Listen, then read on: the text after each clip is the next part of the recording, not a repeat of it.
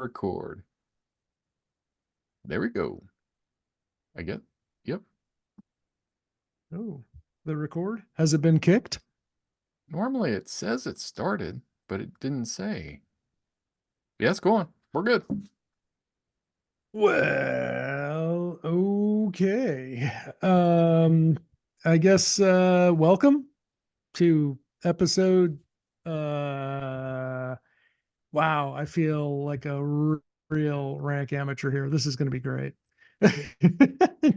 211. I am your host, Peter Nikolaidis, and with me, as always, is my co-host Adam Bell. Hey, Peter. Sorry, took us a little time to get up to speed, but we're here. We're good. I know this is new. I mean, and sometimes it takes, I a few yeah. times for it to settle in. Sometimes it takes a few hundred. So, oh man. How you doing today? All things considered, I'm doing okay. I've had a busy day of work and a busy day at the Vermont house, which is just like been torn down to the studs and is being rebuilt. And it's going well. My contractor's making amazing progress, but there's still so much to be done. And similarly, I have another guy, friend of the family, who's a dealer broker here, going through all kinds of stuff from my parents' various collections and stuff. So Hmm. he might need to ping me for a question or two as he's getting ready to wrap up his day. All right. And then I got to make a trip to the donation store and go to the credit union and close out some accounts, and it's just like so much stuff going on. So Yeah, we are now in that sandwich age. They say we're the sandwich generation. We've got the older generation above us that we're taking care of, and then we got the younger generation that we're taking care of, and we're in the middle, supposed to be taking care of everybody. Everybody. Nobody's great. nobody's helping us anymore. So the sandwich generation. Okay, so it Yeah. doesn't sound like a great place to be. Well, I mean, there are pros and cons. I mean, I will be 50 this year, and your 50s, mid 40s to 50s are supposed to be your greatest earning potential in your life when you are in good health. You are as expertise as you have ever been. You are more qualified than you've ever been, and you have the capacity to do the work because you're not going to ball games. I mean, for me, for kids, you're not taxing the kids around. Hmm. You have the greatest potential for doing work and earning. Oh, I'll remind me to update my resume. So now you can really start Oh, saving for that retirement, or, unless you listen to Russell and he talked about how to sell your business as your retirement. or I'll just buy a business and let that be my retirement plan, right? There you So, go. oh, brother. Mhm. So, what do we have? Do we have anything we want to follow up on first? Old business we Yeah. want to take care of? Yeah. So I did want to follow up. It's funny.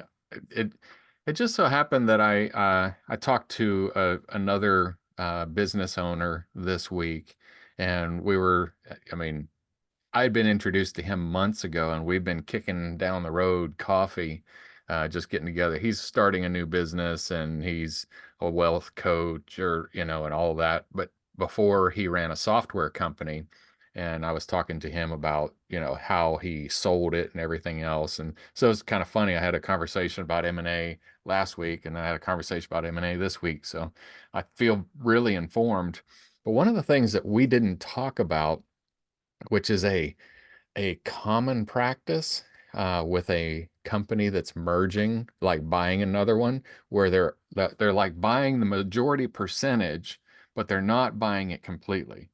So let's pretend that I'm buying your company, and your company is, let's say, a $3 million company I'm buying. So it's nice size company.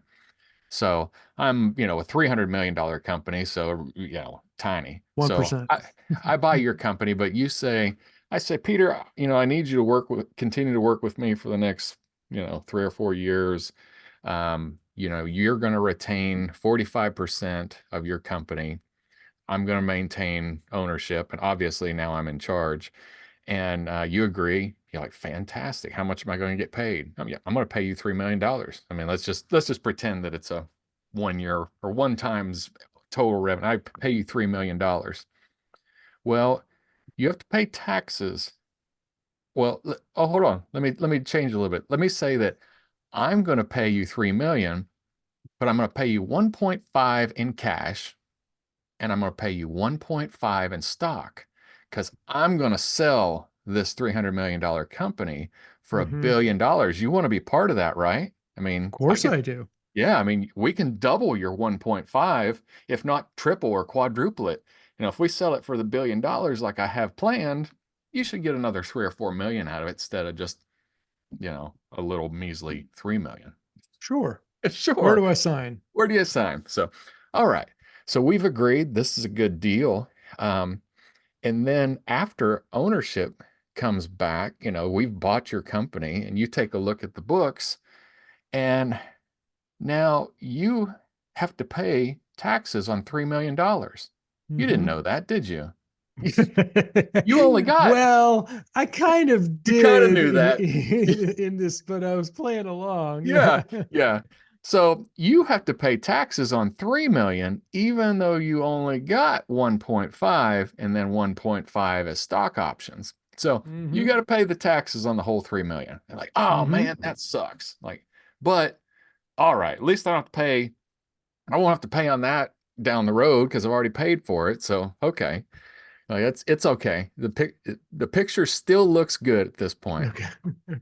Except at the end of the next fiscal year, you're looking, you guys are going over the valuation reports and how your company is providing value to the larger company, and you look at your value and you have $3 million of debt against your account. So you're actually not even positive in the cash flow. Your company's worth less. How is that possible? Well, I have a feeling you're going to tell us. yeah, they structured the debt to where the debt is attached to your entity, not their entity. And so the value of your piece of the bigger company is now $3 million less. So when it comes time to sell that billion-dollar company, you better have made some good money to take that $3 million in debt down. I was going to say, it sounds like I'm worth zero. Yeah, If I sold it for 3 million and it's worth 3 million less, that sounds like zero. I mean, I'm not an accountant. yeah, yeah, And you're I'm not a exactly right. mathematician, but it sounds like zero to me. Uh-huh. And see, and that, I mean, that whole thing feels wrong to me. Does it not Yeah, feel wrong to yeah, you? you think? Yeah. As the man who got screwed over here. I don't know. Uh, I got 1.5 million and now I have 3 million in debt. What? Huh. And I paid taxes on all that. So you getting, in that kind of money, you're really only getting about 30 to 35% less. So 1.5. You might have cleared a million. You, Right. you might have cleared a million in cash, I which might isn't have bad. to pause for a moment here. As promised, we've got a bunch of renovations and work going around at the house, so I might have to pause for just a moment for one of my key men doing the work for me. So please hold. So all that to say, that is considered to be a common practice. That's not even considered to be dirty. Now it feels dirty to me, and if you didn't know it was coming, it would feel that would leave a really bad taste in my mouth if I was joining a larger company, and Mhm. that Yeah. Yeah, that you was how I think? got treated. That's Oh, not a way to welcome your new employee slash shareholder or whatnot. No, that's mhm. not cool. Yeah. So, I mean, and that, of course, so it really doesn't take away, while the debt structure against the company let's say it is $3 million, that doesn't necessarily negate your stock options. Your stock Hmm. options are your stock options. So you didn't actually lose, your stock options, but your entity, Right. which you're responsible for, is more in debt and not nearly as valuable to the company as you thought it would be. Yeah, but that makes it so, I mean, you're essentially, you thought you were a 1% shareholder and now you're close to zero, it sounds like. Yeah. Yeah.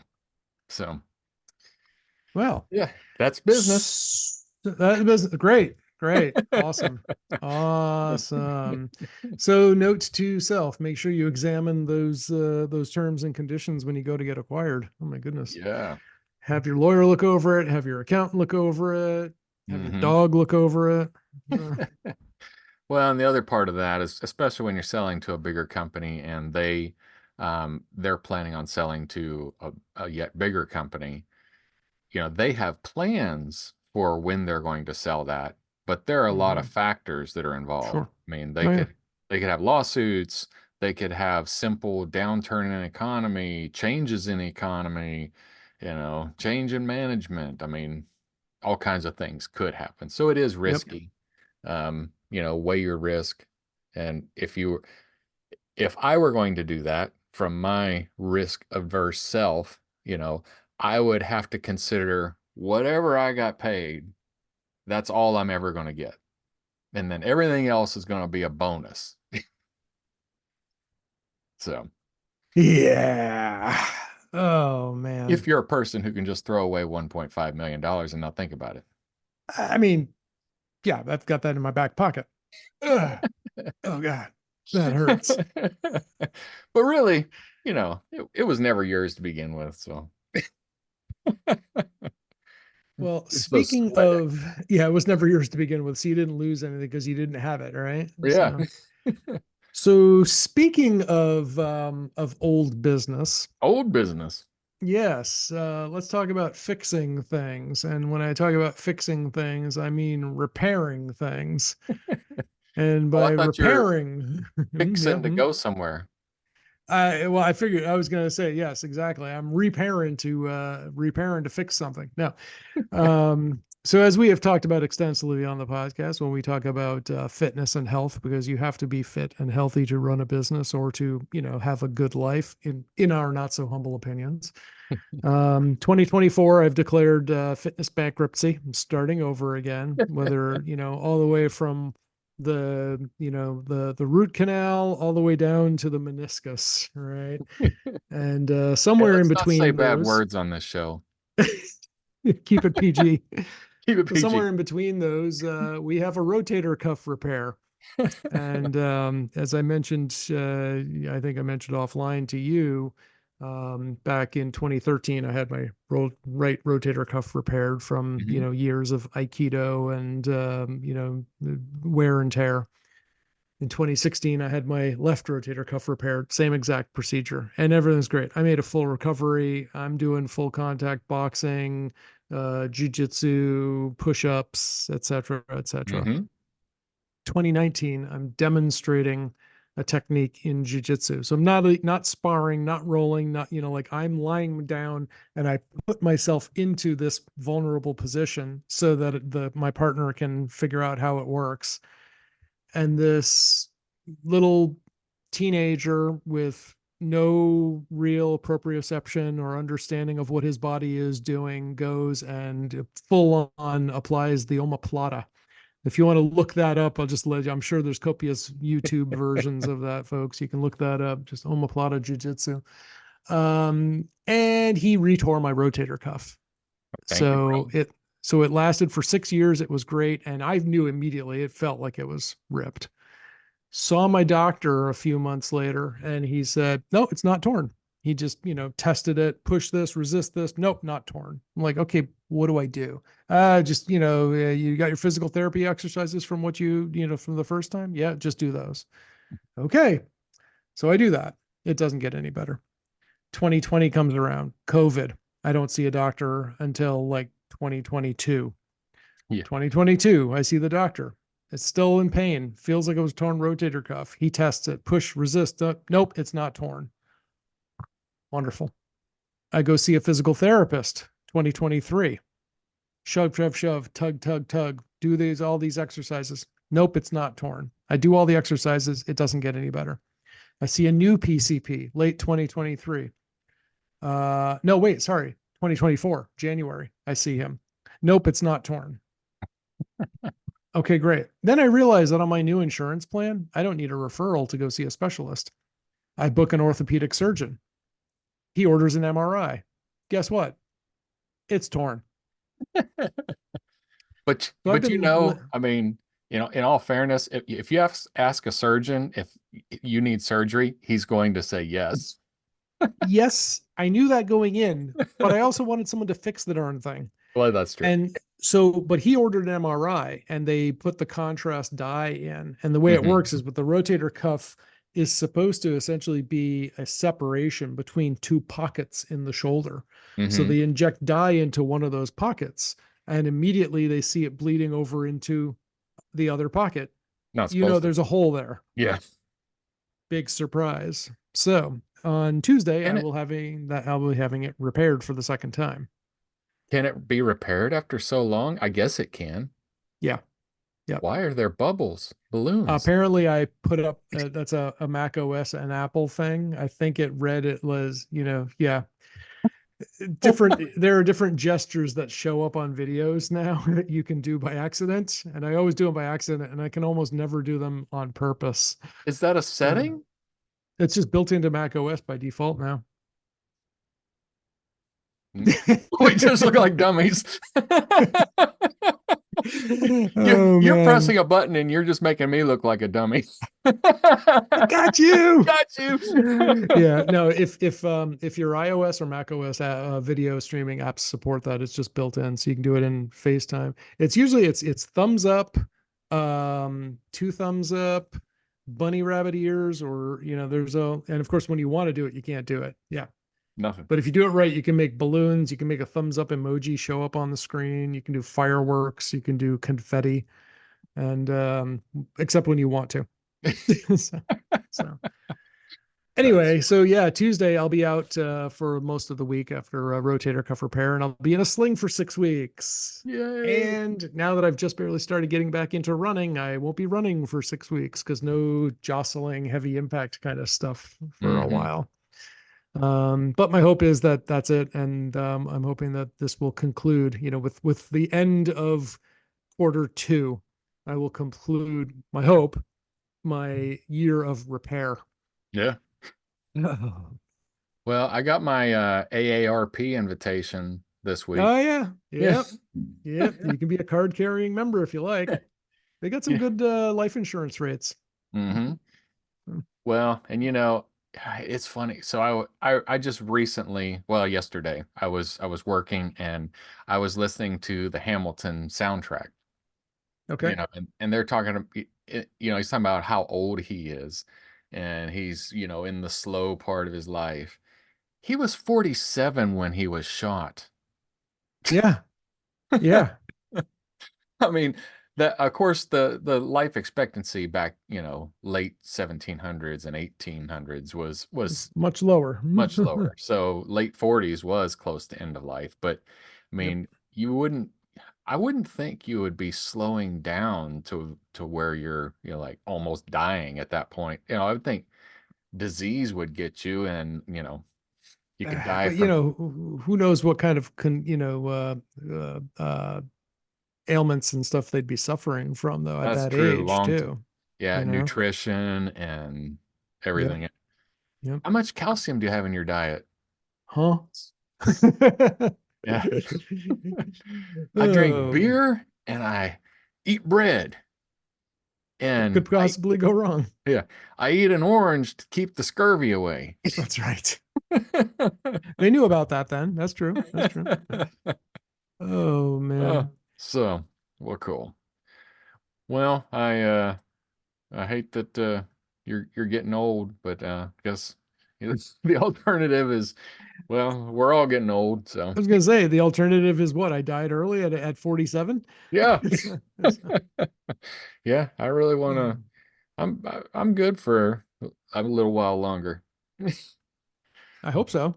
So Yeah. yeah, I mean, I'm thinking no, but I'm repairing myself. I'm repairing the house. I'm replacing the furnace at my main home in Massachusetts. Hmm. So yeah, that was so much fun. Just yeah, anyway. I don't even want to get into that again right now. Are you But putting central air there in Vermont or something? no, in Vermont, I'm waiting. So here I'm in Vermont. Got a name for a plumber and HVAC guy from a friend who had him install mini splits. Hmm. So I called this guy about a week ago, left a message on his answering machine. Hmm. Didn't hear back. Called him back on Monday, left another message. Next Hmm. day, he called me back and left a message. Yeah. I called him back and left a message, and I told him, here's how to get a hold of me. Here's a good time to get a hold of me. And oh, by the way, I'll be at the place all day on such and such date. So if you just want to stop by, you could. Still haven't heard anything back yet. Uh, so, my farm, I looked at mini splits. Mini splits were really expensive.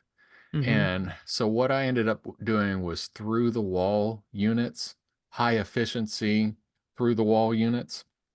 So it's, like the old traditional where you just stuck it in a window instead of sticking it in a window, you actually cut a hole through the wall. In my case, I did put them under the window Okay. and then they blow. And they're smart. They've got you can control them with the app.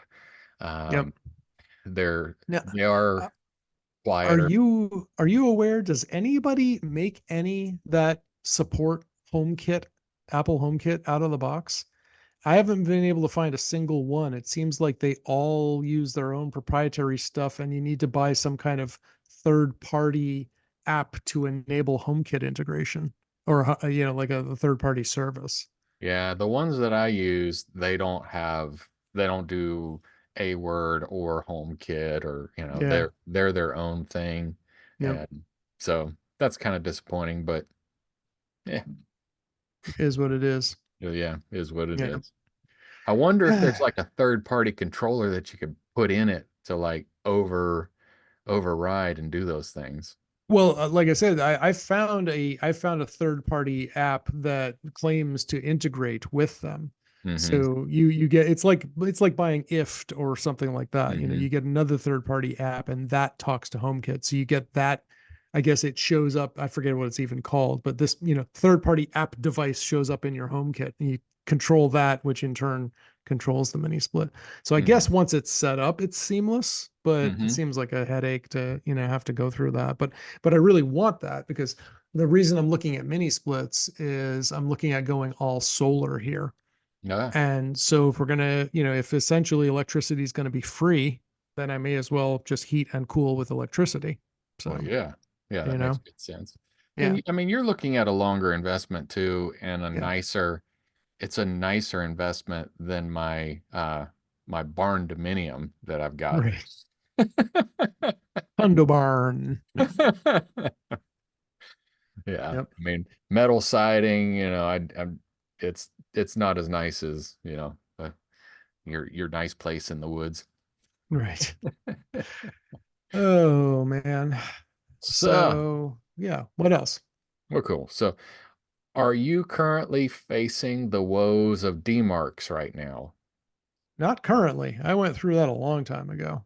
I mean, there's always a little bit of a Dmarc maintenance woe Hmm. that goes on, but the initial woe tends to be worse than the ongoing woes. Yeah. Well, of course, email authentication, you know, I'm going to give a high level and then I'm going to get you to give the details because you probably know it better than I do. So the SPF records, those are text records that help you know that this email is really from you. The DMARC is on top of that to make it even more true, and the DKIM is on top of that to make it even more true. Can you, I could keep on in my layman's terms on DMARC. Mhm. Why is a DMARC better than just a plain old SPF record that's in your DNS? So SPF is more simply put, it's a list that says these are hosts or IP addresses that are allowed to send mail on my behalf, right? So, for example, if I say, if I had blurring the lines podcast.com and I'm going to send email, Mm-hmm. but we use, say, QuickBooks to invoice all of our, or Patreon, right? To Mm-hmm. invoice our listeners, Mm-hmm. and we want to send them a monthly bill so they can pay their invoice, right? No one, Mm-hmm. we don't do this, listeners. It's a free podcast. Come on. But let's say we did, but we want, that email to come from QuickBooks or to come from Patreon, but to look from, billing at Blurring the Lines podcast, right? Mm-hmm. So we need to then authenticate or authorize them in our SPF records. So whatever mail server QuickBooks or Patreon is using to send, we need to put that into our Dmarc, our SPF records as well. Mm-hmm. And then like maybe you have a little Linux box running in your bedroom that you use to send emails every now and then, or or alerts. Like the new podcast feed alert comes from your bedroom box, so we need to have your home IP address in that list as well. So it's just a record of we authorize this host to send, Mm-hmm. and what you choose to do with it on your end, on the receiving end, that's up to you, Mm-hmm. right? It can do nothing. You can you can do like a soft fail, or you can just drop it. If it wasn't part of your authorized list, you can just drop it. Mm-hmm. Um, DKIM is a way to validate the integrity of the message, right? Okay. So it makes sure that you actually sent the message using a digital signature. Mm-hmm. So SPF just says, these are people who can send mail on my behalf. Mm-hmm. That's all it says. DKIM now says this really was sent and not manipulated with in transit. So you can think of it sort of like the wax seal that the royals used to put with a candle and press their seal signet ring into it. That's Right. kind of like DKIM. Um, Dmarc is more like, what do you do with it if you didn't have either of the above?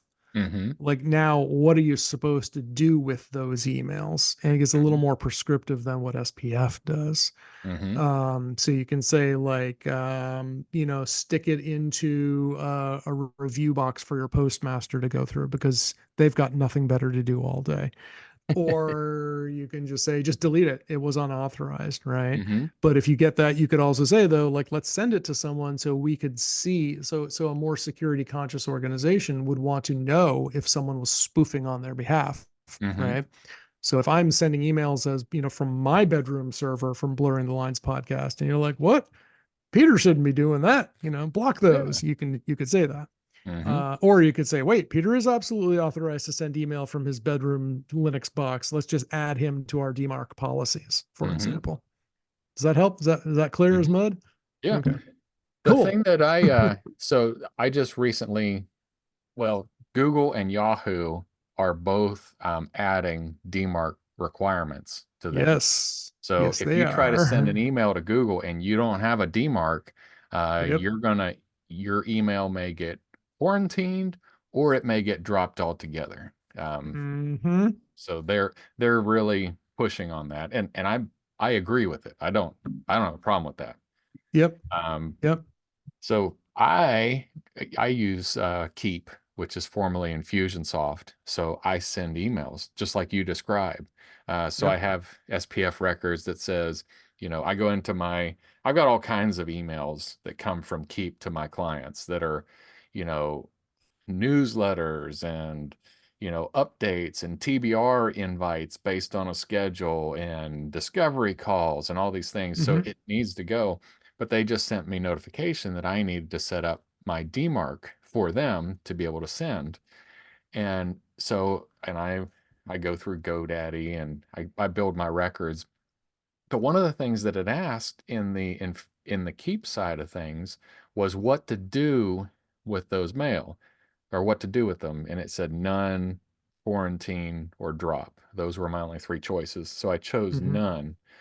But I didn't understand why the setting on their end, why I was choosing none, drop, or quarantine. It seems like that I would say that on my end in GoDaddy if it didn't have those, but I didn't fully understand that. Wait, so say that again. That your you're sending the emails through their server through GoDaddy. Correct.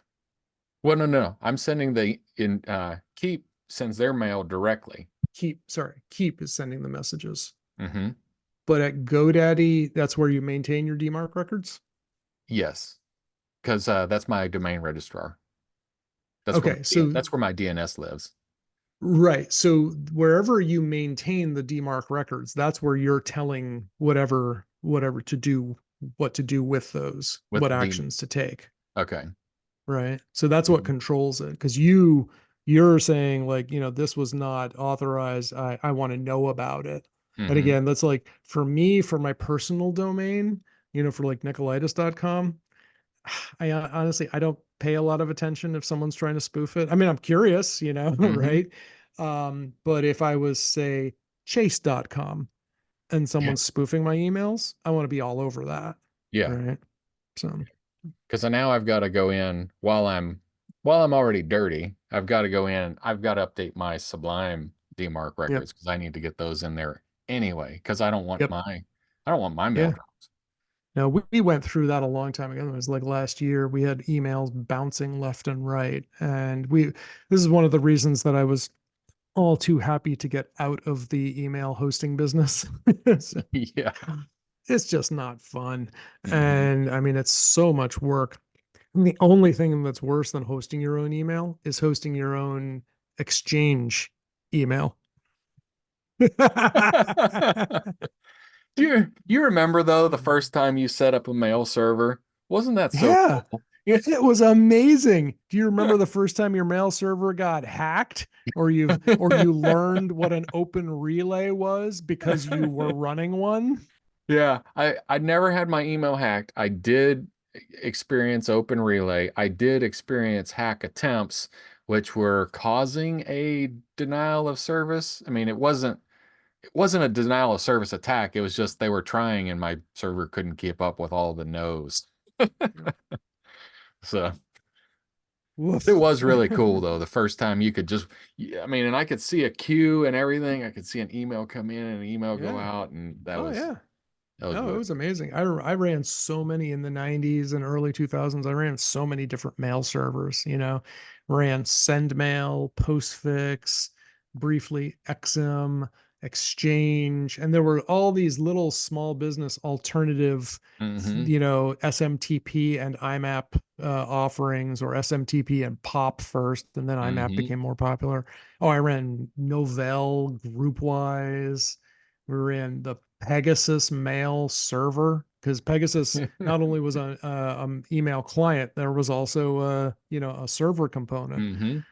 And oh man, I mean, yeesh. I mean, it was fun back in the day, but then when just dealing with like blacklists and spam reports and Oh. things, and it was just like the last thing we were doing back when I was hosting email is we would have customers who had their websites hosted with us, and they would want to get such an old days we would host their email, right? And this is Hmm. before hosted Microsoft Exchange was a thing.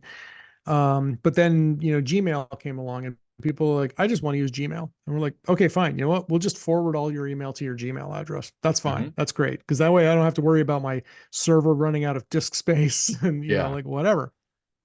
So I'd set that up, and then we would get blacklisted because they would receive spam, which would then come to my server and then get forwarded on. But the Ah, receiving yeah. server like Gmail would see this and like, here's a spam coming from Peter's server. Well, I guess we're going to block that. And I'm like, I just don't want to do this anymore. So then, that's when we gave people a choice, was like, look, you either, buy our hosted exchange option or, 365 or whatnot, or do something else with your email. So, Oh, speaking of email, so this week I discovered something in my GoDaddy account. I have a Mhm. personal domain, and a long time ago, I set up in GoDaddy for anything to come to that personal domain to be forwarded to my Google account. Well, GoDaddy, like everybody else, has stopped using their own personal SMTPs, and they're selling Office 365. Yep. And and I just realized that. And so my emails are still coming. They're still being relayed through GoDaddy. But I was like, okay, I need to get into that system and modify this, because Have I've fun. got it's gone. I can't get into it, but it still functions. That's the thing. If I We dealt with a customer who was hosting with he had his domain name and is hosting with register.com. And hmm of course, register.com host, outsources that to somewhere else or whatnot. yeah. Months after we had moved his server to our server, he hmm would still get notifications about failed backups on his website that were coming from not our servers. Uh-huh. And I'm like, yep, because that's still running somewhere. Yeah. And I've dealt with that. I mean, I dealt with a customer back in the 90s whose data center provider went out of business. 3 years later, his website was still running. And I told him, I was like, dude, we need to migrate you off this thing hmm stat because Yeah. this could just go away at a moment's notice. Yeah, okay, well, it's not a priority. It's not a priority. Oh, it became a priority when that website just went away. Yeah. Yeah. I mean, I need to do that with that email because that's my personal email and Elizabeth's personal email, and all of our, all of our personal bills and things come through there. And I have no idea when that's going to stop. Yep. Anyway, hmm And I don't want to buy an Office 365 through GoDaddy. That's the only thing. GoDaddy does so many things well. I hate that. so what when you've looked at, I'm just curious, like what would be the advantage of um buying M365 through GoDaddy? There's none. There is none. Because they do this custom grab on it, and it changes the interface slightly. I have a client that they bought their business work email from GoDaddy, and you don't get the full admin portal. You get an admin portal that's customized by GoDaddy that's not fully functional. Mm-hmm. And you don't get all the functions of Office 365 that way either. So it's crap. Bingo. It's like I just don't understand the appeal. Like, unless you're doing it as a managed service and someone else is totally managing it all through you, right? hmm Then, like why would you buy it from someone else? I just go because I haven't seen anybody who beats them on price, No. So it's like it's usually more expensive, but I'm like, but what are you getting? You're hmm getting less features, less functionality, and another mediocre support portal to go through when you have problems. I'm like, it doesn't sound like a win to me. Yeah. So, Yeah, I'm gonna have to spin up another. I haven't figured out what I'm gonna do. I don't really want another Office 360. I don't want an Office 365 instance. I'm on Google hmm now. I may have hmm to create another Google workspace for my personal, because I don't see any way to I've got to host it somewhere. I mean, as far as users, Yeah. things like that. Yep. So two users through. Yeah. I mean, I remember when I was my all my personal stuff, I remember toying with the idea of like I could run this all on Office 365 and stuff, but for my personal mail, I went to Proton Mail. And then for, my existing stuff for my real estate and for my yoga, I just, yes, I have yogawithpeter.com, but the email just forwards right over to my Nikolaidis.com because hmm for that one email a month I get from a new prospect or something. I don't really need a lot, so that's fine. Yeah. So, All right. all Well, right. Do we you have any nifties that you wanted to share? Nifties. No, I did have an I guess an anti-nifty. I I have one of those too. You go first. All right. So I have ViewSonic monitors, 27-inch ViewSonic monitors, and I really like them, and I keep buying them. I've got a whole bunch of them. I took the stand off of one, and I couldn't find the screws to put the stand back on one, and I Okay. also couldn't find any uh, documentation on what size screws those are. So for like $9, I bought 100 screws for ViewSonic monitors in this whole packet, All the possible screws. all the possible screws. Now I know it's an M4, and I only needed 2 screws, obviously. And I was that was anti-nifty, and that now I have Anti-nifty. a whole bunch of really cool screws, but I only needed two. So my anti-nifty is a little more anti-niftier. Um, so I recently ordered, let me get the exact name for this. What was it called?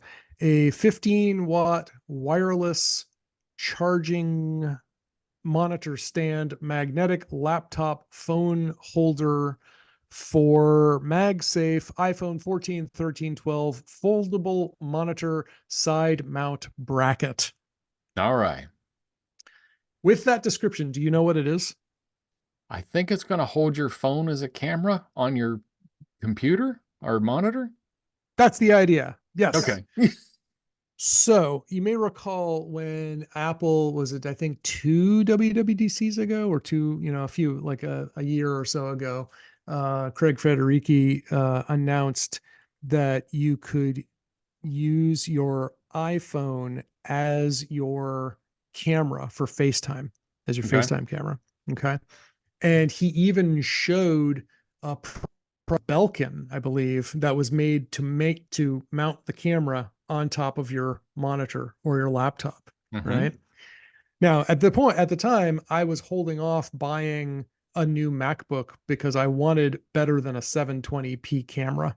So that's Mm-hmm. why I didn't buy the MacBook Air M1, right? Mm-hmm. So I found this one and it was only like 15 bucks or something. And, I found it on AliExpress. It was like, all right, whatever. It's MagSafe, which is great. It's charging as well as just sticking, which is great. Mm-hmm. And it sticks to either the back of your laptop or the back of your monitor. Mm-hmm. Here's the thing about that though. It sticks it so that the phone faces you. So as a stand, you can just hold it there and you can see what's on your phone screen. That makes a lot of sense for me because like I use my phone as my 2FA device, right? Mm-hmm. And there are some things where I don't have a native Mac two-factor authentication app. So I have to be able to look at the phone, tap the phone, et cetera, et cetera. Mm-hmm. However, all those apps that support using the FaceTime camera on your iPhone Mm-hmm. only support the good high quality rear camera. This mounts the phone such that that camera is facing away from me so I can Mm-hmm. see the screen. Yeah. And there's no way to change it to use the forward facing cameras, which would be perfectly acceptable for FaceTime and Mm-hmm. Zoom calls. So basically, it's just a charging stand There you go. that happens to be attached to my monitor. Nice charging stand. It is a nice charging stand. I will give it that. But it would be niftier if I could like flip it around. So Mm-hmm. I'm gonna probably look at getting one of those Belkins so that I can just take the phone, flip it towards me, and stick it up on there, and Mm-hmm. then call it a day. So anti-nifty. Do we have anything else, or should we put a pin in this one? Oh, I think we'll wrap it up. I think All it's about right. time. You want to take us out? Yes, sir. Dear listener, we would like your feedback. If you'd like to discuss a particular topic, then you can drop us a line at www.blurringthelinespodcast.com. There's form fills there. And if you want to find us in other places, I'm sure we can be found on LinkedIn too, but you can find Peter at yogawithpeter.com, friendswithbrews.com. the Mastodon, Nikolaidis at infosec or at Nikolaidis at infosec.exchange. You can find me at Sublime Computer Services, sublimecomp.com, rrlavenderfarm.com, and on the X at Sublime Comp. And with that, we can hit the big red button. Big red button. Hey, we almost said it.